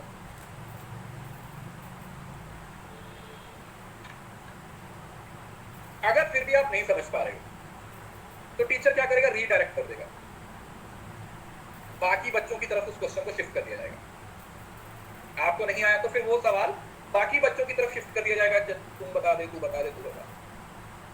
अब अगर किसी बच्चे ने उस सवाल का आंसर दे दिया, टू द पॉइंट सवाल का आंसर दे दिया, तो टीचर क्या करने की कोशिश करेगा, फर्दर इंफॉर्मेशन, फिर उस कंसेप्ट की और चार चीजों को पूछने की कोशिश करेगा। जैसे होता है ना टीचर, नहीं अच्छा चलो, अच्छा अगर ऐसा हो गया तो क्या होगा, अगर ऐसा होगा तो क्या हो गया, तो अगर ऐसा होगा तो क्या हो गया, तो फिर उसको थोड़ा सा बढ़ाने की कोशिश करते हैं। देन आता रीफोकसिंग। रीफोकसिंग का मतलब होता है कि फिर उसी नॉलेज को किसी पर्टिकुलर अलग सिचुएशन में अप्लाई करने के बारे में बोला जाता है। फिर बोलते हैं कि चलो ये यहाँ पर तो सही है, अगर यही सिचुएशन ऐसी हो, रीफोकसिंग समझ लो ना, किसी और चीज पे उसी कंसेप्ट को अप्लाई करने की कोशिश करना, किसी और चीज पे उसी कंसेप्ट को अप्लाई करने की कोशिश करना, दैट इज रीफोकसिंग। और देन क्रिटिकल अवेयरनेस को बढ़ाना, लास्ट है, जहां पर बच्चों के अंदर वो क्रिटिकल थिंकिंग को डेवलप करना, सवालों का जवाब देके एक हायर ऑर्डर पे लेके जाना, अपने शब्दों में उस चीज को अंडरस्टैंड करके बच्चों को मोटिवेट करना कि तुम इस चीज के बारे में बताएं। तो सबसे पहले प्रोब करेंगे, दूसरा रीडायरेक्ट कर देंगे, तीसरा फिर बाकी की इंफॉर्मेशन लेने की कोशिश करेंगे, फिर रिफोकस कर देंगे और देन फिर क्रिटिकल जो अवेयरनेस है उसको क्या कर देंगे, बढ़ाने की कोशिश करेंगे।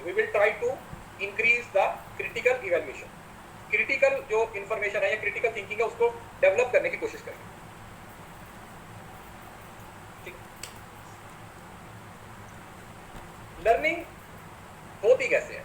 लर्निंग के लिए सबसे इंपॉर्टेंट कौन है? लर्नर। लर्निंग के लिए सबसे इंपॉर्टेंट कौन है? लर्नर।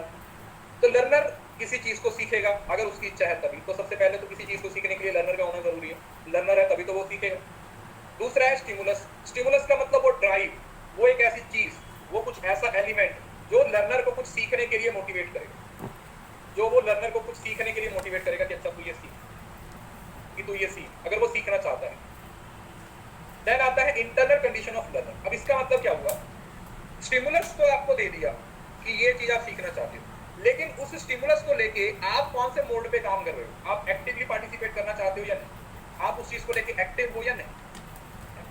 क्या आप उस चीज को लेके एक्टिव हो या नहीं? मतलब अंदर से आपकी इच्छा है उस चीज को सीखने की या नहीं? अगर आपकी इच्छा ही नहीं है उस चीज को सीखने की, तो आपको लगता है कि आप सीख पाओगे? नहीं, कभी भी नहीं सीख पाओगे, क्योंकि आपकी इच्छा ही नहीं है उस चीज को सीखने की। जब आपकी इच्छा ही नहीं है उस चीज को सीखने की, तो आप कैसे सीख पाओगे? लेकिन अगर आपकी इच्छा है तो आप सीख पाओगे। जैसे बोलते हैं ना कि अगर कोई बंदा सीखना चाहता है तो उसको दुनिया की कोई ताकत सीखने से रोक नहीं सकती, और अगर कोई बंदा नहीं सीखना चाहता तो उसको कोई दुनिया की ताकत सिखा नहीं पाएगी। तो वही चीज है इंटरनल कंडीशन का मतलब है कि वही चीज जो आपको इंटरनली आपके अंदर चल रही है, वो फिर आपको पॉजिटिवली नेगेटिवली मोटिवेट करेगी वो चीज सीखने के लिए या नहीं सीखने। देन आ जाता है रिस्पॉन्स। फिर उस चीज को लेकर लर्नर क्या करेगा? रिस्पॉन्स करेगा। पॉजिटिव भी हो सकता है, नेगेटिव भी हो सकता है। उसको लगता है कि मैं इस चीज को अच्छा करूंगा तो वो पॉजिटिवली रिस्पॉन्ड करेगा, और उसे लगता है कि मैं अच्छा नहीं करूंगा तो फिर वो नेगेटिवली रिस्पॉन्ड करेगा। स्टिमुलस का मतलब बेटा समझ क्यों नहीं रहे? स्टिमुलस कोई भी ऐसी चीज जो आपको कोई काम करने के लिए आकर्षित करती है।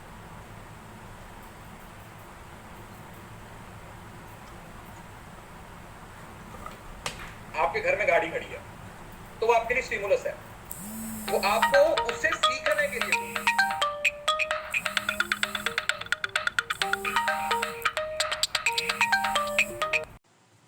हाँ भाई। তো বাগের हाँ हाँ बोलना। রুমে আছিস? हाँ हाँ रूम में हूँ। তো রুমের ব্যালকনিতে একটু ওই যে রাস্তার ধারের ব্যালকনিতে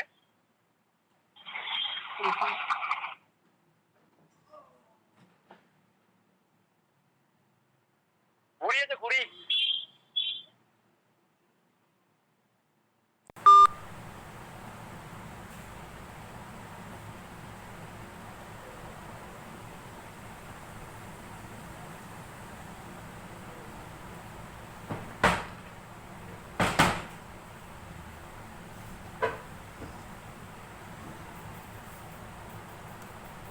बार बार फोन पे नोटिफिकेशन आता है, तो वो आपको फोन को चेक करने के लिए बार बार बोलता है, जो आपको किसी चीज के लिए प्रेरित करता है, जो आपको कोई चीज करने के लिए प्रेरित करता है। अब हमारे पास तीन अलग अलग तरीके की लर्निंग के इवेंट्स होते हैं। एक होता है क्लासिकल कंडीशनिंग। अब ये हम एक्सपेरिमेंट के द्वारा भी डिटेल में पढ़ेंगे। हाँ, ड्राइव और स्टिमुलस दोनों सेम है। इसको यहाँ पे रहने दो, क्योंकि पहले आपको इंडिविजुअली पढ़ाऊंगा तब आपको ये समझ आएगा। यहाँ पर क्लासिकल कंडीशनिंग। देखो, क्लासिकल कंडीशनिंग में आप लोगों ने पाब्लो के कुत्ते वाली एग्जांपल पढ़ी होगी।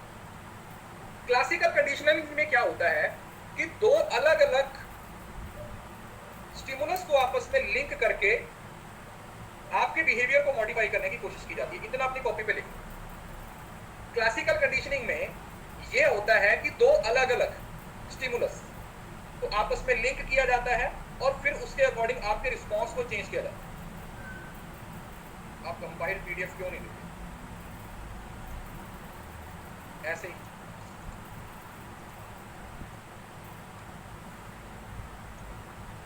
मेरी मर्जी। Classical conditioning. क्लासिकल कंडीशनिंग का मीनिंग समझ आ गया बेटा? क्लासिकल कंडीशनिंग का मतलब क्या हुआ कि आप दो अलग अलग स्टिमुलस को आपस में रिलेट करने की कोशिश करते हैं। दो अलग अलग स्टिमुलस को एसोसिएट करते हैं ताकि उससे किसी के बिहेवियर को मॉडिफाई किया जा सके।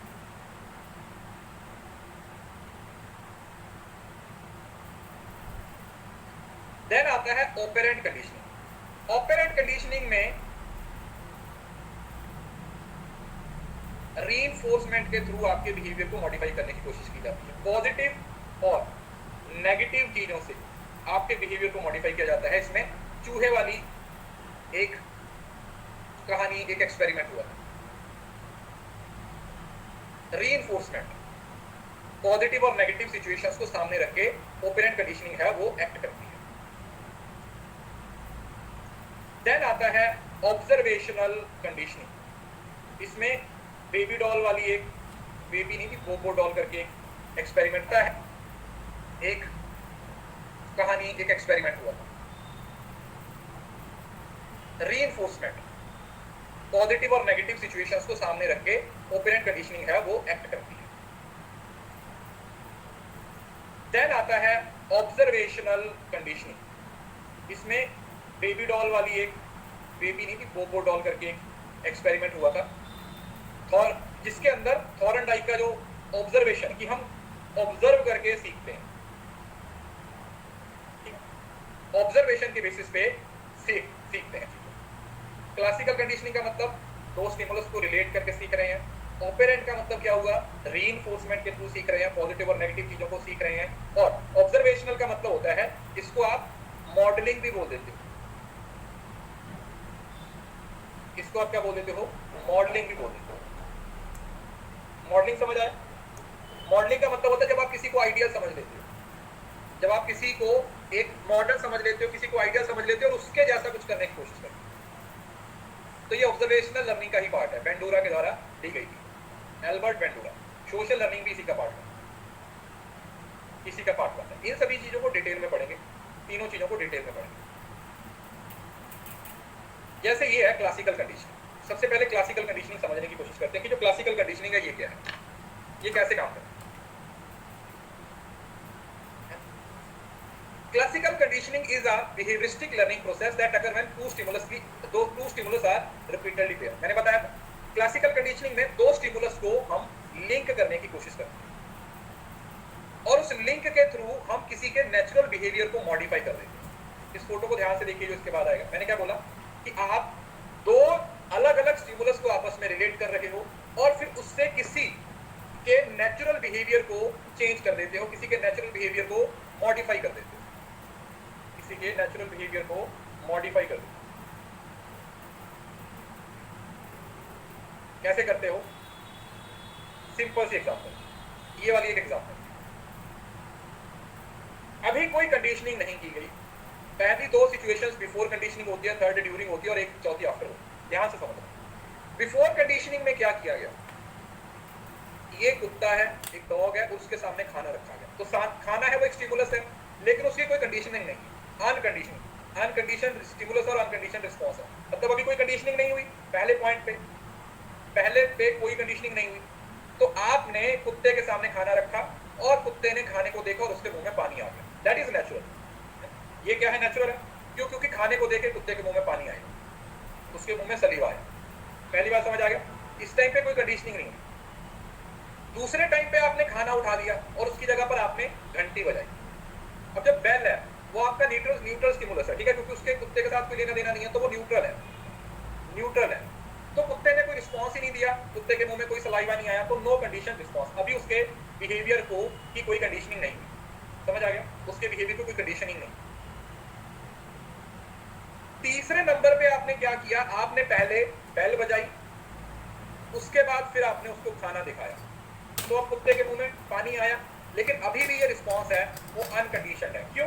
क्योंकि अब कुत्ते के मुंह में जो पानी आया वो बेल को देख के नहीं आया, वो खाने को देख के आया। तो अब उसकी कंडीशनिंग की जा रही है, और जब कंडीशनिंग हो चुकी है तो अब जैसे ही घंटी बजाओगे, अब जो घंटी है वो कंडीशन स्टिमुलस बन चुकी है, क्योंकि आपने उसको लिंक कर दिया है।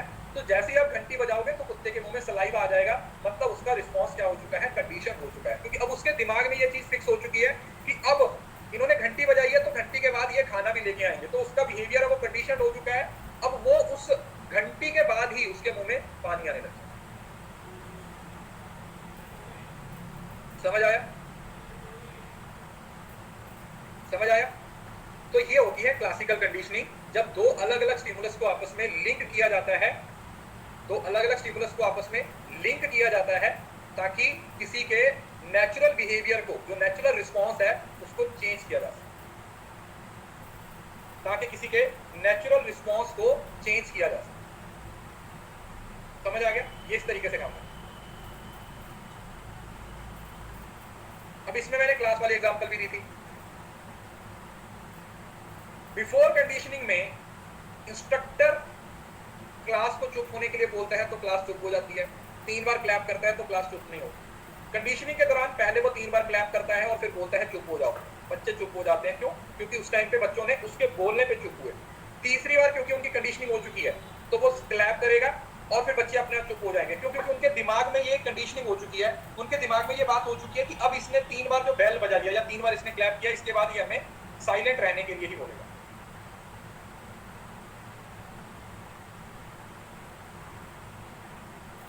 उसके बाद ये हमें साइलेंट रहने के लिए ही बोलेगा।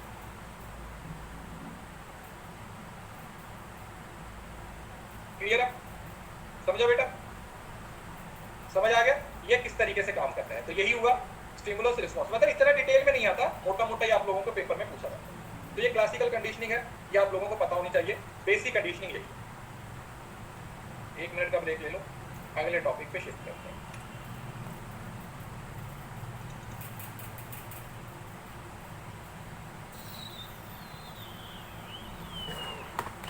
शुक्रिया जी, शुक्रिया।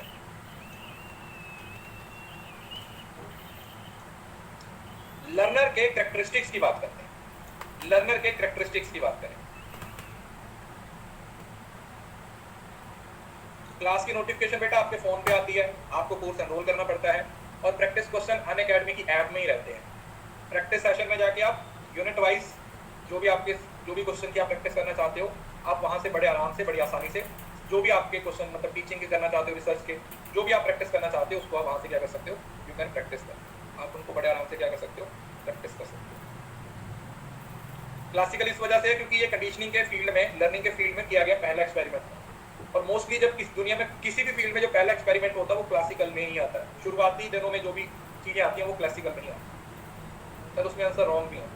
अब बेटा वो अनअकैडमी के कंटेंट राइटर्स ने बनाया। नहीं, हमने नहीं बनाया, हमने नहीं बनाए, वो अनअकैडमी नहीं बनवाए हुए हैं। तो मे भी हो सकता है उसमें कुछ आंसर आओ बनाए।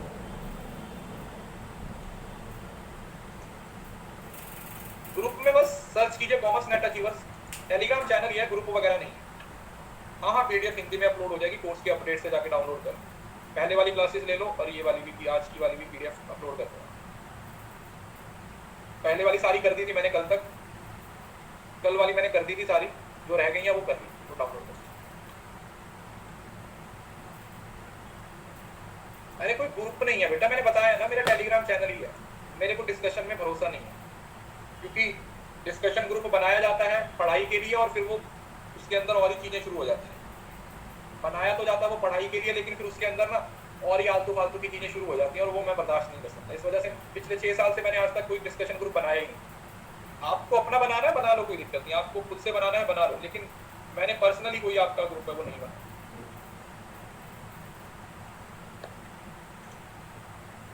चलो, individual difference between learner, please बातें बताओ। सर अपडेट्स में कुछ नहीं दिखता है। अब भाई मैं इसमें कुछ नहीं कर सकता, जाके मेरा फाउंडेशन कोर्स देख लो। हर रोज आके हिंदी की पीडीएफ के लिए रोने का कोई मतलब नहीं है। जिसको कोई भी दिक्कत है ना, जाके मेरी प्रोफाइल में फाउंडेशन कोर्स देखो, खत्म, बस। और मुझे कुछ नहीं बताना, मेरे पास और टाइम नहीं है इस टॉपिक पे डिस्कस करने का। लर्नर को अलग अलग कैटेगरीज में डिवाइड कर दिया है। जैसे चिल्ड्रन है, चिल्ड्रन क्या होते हैं, बहुत यंग होते हैं, मतलब छोटी उम्र के होते हैं। नहीं, ये सिर्फ समझने वाली चीज है। तो वो पेडागोजी वाले लेवल पे आ जाते हैं ना, बच्चों से टीचर पे डिपेंड करना, छोटी छोटी गेम्स, सॉन्ग्स, पजल्स हैं। छोटे बच्चे होते हैं, रेक्टाफिकेशन पे फोकस करते हैं, रट्टा मारने पे ज्यादा भरोसा रखते हैं। देखा जाता है अडोसेंट, ये 12 से लेके 12, 13 से कहीं पे 12 लिखा होता है, कहीं पे 13 लिखा होता है। यहाँ पर फिर बच्चों को थोड़ा सा सेल्फ अवेयरनेस आ जाती है, बच्चे अपनी जिंदगी की वैल्यू को समझना शुरू कर देते हैं, मतलब थोड़ा सा अडोसेंस में आ जाते हैं। उनकी जिंदगी में physically, mentally, emotionally, psychologically, bodily बहुत सारी चीजें हैं वो चेंज होनी शुरू हो जाती है 12-13 साल की उम्र के बाद। 13 साल के लगभग मेल और फीमेल सभी में चीजें हैं वो चेंज होनी शुरू हो जाती है। और यहाँ पर एक सवाल हमेशा आता है, दैट इज आइडियल वर्षन। यहाँ पर वो किसी ना किसी को अपना आइडियल बना लेते हैं, फिर उसके अकॉर्डिंग वो बाल बनाते हैं, उसके अकॉर्डिंग कपड़े पहनना शुरू कर देते हैं। सलमान खान को मान लिया तो वो तेरे नाम वाले ऐसे बीच में से चीर निकाल के बाल लगते हैं। ये टाइम पे देखा जाता है मोस्टली। बालों का स्टाइल, कपड़े पहनने का स्टाइल, चलने का स्टाइल। तो वो आइडियल वर्शिप इस स्टेज पे आ जाती है एडोलसेंट पीरियड, जहां पर बच्चे आइडियल वर्शिप करते हैं और क्योंकि वो इतनी सारी चीजें चेंज हो रही होती हैं, कंफ्यूजन वाला टाइम होता है। ना किसी से पूछ सकते हैं, ना किसी को बता सकते हैं, अलग ही सिस्टम होता है 12-13 से तक 17-18 साल की उम्र तक, जब तक वो अडल्ट नहीं हो जाता। देन आ जाता है अडल्ट, मतलब वही 16, 17, 18 के बाद जो बच्चे अडल्ट हो जाते हैं वो और भी ज्यादा डिसिप्लिन हो जाते हैं। उनको अपनी जिंदगी का पर्पस क्या हो जाता है थोड़ा सा क्लियर हो जाता है, थोड़ा सा इंडिपेंडेंट हो जाते हैं, सेल्फ डिपेंडेंट हो जाते हैं। बच्चे टीचर पे डिपेंड नहीं रहते, इंडिपेंडेंट हो जाते हैं। उनको पता चल जाता है कि उनको क्या करना है और क्या, उनको थोड़ी सी चीजों की क्लैरिटी हो जाती है, उनको पता चल जाता है कि क्या मेरे लिए सही है, क्या मेरे लिए गलत है। तो एक तरीके से मेच्योरिटी आ जाती है, दुनियादारी की समझ आ जाती है। तो उसके अकॉर्डिंग आप देखो, ये सवाल आपको स्टेटमेंट में आता है। जब भी आप लोगों को पेपर में ये सवाल आएगा, ये हमेशा स्टेटमेंट टाइप आएगा। स्टेटमेंट समझ रहे हो ना? आपको क्वेश्चन में ये 12-13 ये वो नहीं दिखा, टाइम नहीं दिखा हुआ, वो आपको फीचर देगा कि अच्छा ये वाला फीचर इस पर्टिकुलर फील्ड में, अच्छा अडोलसेंट है तो उसके अंदर कौन सी चीजें आएंगी, अच्छा अगर बच्चा अडल्ट है तो उसके क्या कैरेक्टरिस्टिक्स हैं। तो वो आप लोगों को लॉजिक लगाना पड़ेगा उसमें। फिर किताबों में पढ़ी हुई चीजें भी आपको किसी तरीके से काम नहीं आती, फिर वो भी चीजें जो आप किताबों में पढ़ी हुई हैं वो भी आपको किसी तरीके से हेल्प नहीं करती। अब इसके अंदर कुछ लर्नर्स के कैरेक्टरिस्टिक्स होते हैं। अब ये वाला टॉपिक मैं आपको बहुत ज्यादा डिटेल में नहीं पढ़ाऊंगा क्योंकि ये पढ़ाने वाला है ही नहीं। ये पेपर में कॉमन सेंस के बेसिस पे बनेगा, किसी भी किताब से पढ़ लो, किसी भी टीचर से पढ़ लो, किसी का पढ़ाया हुआ पेपर में नहीं आएगा, पहले बता रहा हूं। क्योंकि पेपर में जो आएगा वो आपके कॉमन सेंस के बेसिस पे आएगा। पेपर में टोटली जो सवाल आएगा वो कॉमन सेंस के बेसिस पे आएगा। क्वेश्चन को पढ़ के आपको उसका आंसर निकालना पड़ेगा। जैसे आप लर्नर के उसके पर्सनल या फिर सोशल एट्रीब्यूट्स पे कौन कौन से कैरेक्टरिस्टिक्स हो सकते हैं, उसकी एज के हिसाब से अलग अलग लर्नर हो सकते हैं, अलग अलग लर्निंग का मोटिवेशन लेवल वो अलग अलग हो सकता है, अलग अलग लर्नर्स की जो एक्सपेक्टेशन होते हैं वो अलग अलग हो सकती हैं। कुछ लोग स्पेशल टैलेंट के साथ पैदा होते हैं ना, देखा होगा आप लोगों ने, 12 साल की उम्र में ग्रेजुएशन कर लेते हैं, 15 साल की उम्र में पीएचडी कर लेते हैं। ऐसी न्यूज अक्सर आप लोग नॉर्मली देखने को मिलती है आपको, गॉड गिफ्टेड टाइप होती है। तो ability to work under various conditions, कुछ लोग होते हैं वो अलग अलग कंडीशंस में। और मैकेनिकल डेक्स्ट्रिटी, डेक्स्ट्रिटी का मतलब होता है काम करना, जैसे होता है ना, जैसे अगर आप एक हाथ से काम करते हो तो डेक्स्ट्रिटी। जैसे एम्बीडेक्स्ट्रस वर्ड आप लोगों ने सुना होगा, वो लोग जो दोनों हाथों से लिख लेते हैं, वो लोग जो दोनों हाथों से लिख लेते हैं, जिनका बायां हाथ भी उतनी अच्छी तरीके से काम करता है और दायां हाथ भी उतने अच्छे तरीके से काम करता है, तो वो एम्बीडेक्स्ट्रस होते हैं। दुनिया में ज्यादातर लोग हैं वो राइटिंग है, 10% के आसपास लोग हैं दुनिया में जो बाएं हाथ से लिखते हैं। तो आप नॉर्मली देखते होंगे आपका कोई ना कोई, मतलब पूरे ग्रुप में एक आधा बंदा ही होता है जो लेफ्टी होता है। हमारी क्लास में भी होंगे, लेकिन लगभग 8-10 लोगों की, मतलब अगर 50 बच्चों की क्लास है तो उसमें से तकरीबन 3-4 बच्चे होते हैं जो लेफ्टी होते हैं, जो लेफ्ट हाथ से लिखते हैं। अदरवाइज मोस्टली बच्चे हैं वो राइट हैंड से ही लिखते हैं। तो ये एबिलिटी टू वर्क हो जाता है कि कोई किस तरीके से काम करता है, किस तरीके से। मेरे पापा खुद लेफ्टी हैं, मतलब बाकी सारे काम वो राइट हाथ से करते हैं, सॉरी बाकी सारे काम वो लेफ्ट से ही करते हैं, लेकिन वो लिखते हैं वो राइट से लिखते हैं। मतलब मेरा भी लेफ्ट काम करता है, मैं भी लिख लेता हूँ बोर्ड पे, लेकिन उतना अच्छे से नहीं लिख पाता जितना मेरे पापा दोनों हाथों से लिखते हैं। मैं दोनों, मतलब मैं भी लिख लेता हूँ दोनों से, लेकिन उतना ज्यादा अच्छे से नहीं लिख पाता, लेकिन लिख लेता हूँ। जब मैं पढ़ाते पढ़ाते थक जाता हूँ राइट हैंड से, तो मैं लेफ्ट भी इस्तेमाल करता हूँ, आपने देखा होगा कई बार बोर्ड पे, लेकिन वो उतना अच्छे से नहीं आता, लेकिन स्टिल आई कैन यूज। अब पैडागॉजी और एंड्रागॉजी, ये वाला टॉपिक ऑलरेडी मैं आपको पढ़ा चुका, ठीक है, मैं इसको दोबारा नहीं पढ़ाऊंगा, इसमें मैंने होमवर्क लिख के छोड़ दिया है, ठीक है। ये पूरा टॉपिक हम पढ़ चुके हैं, इसको मैं दोबारा नहीं पढ़ूंगा। हाँ, ये इंपॉर्टेंट है। यूथ लर्नर मतलब ये जो एडोलसेंट वाले बच्चे होते हैं। दूसरा आता है अडल्ट, जो थोड़े बड़े हो जाते हैं। ये वाला जो चार्ट है ये आपके पेपर के पॉइंट ऑफ व्यू से काफी जरूरी है, ठीक है। इसको स्टार बना देता हूँ, यहाँ से सवाल बन सकता है, ठीक है। इस चार्ट को याद रखोगे तो फिर ऑप्शंस को निकालना आसान हो जाएगा, ऑप्शंस को निकालना आपके लिए क्या हो जाएगा, आसान हो जाएगा।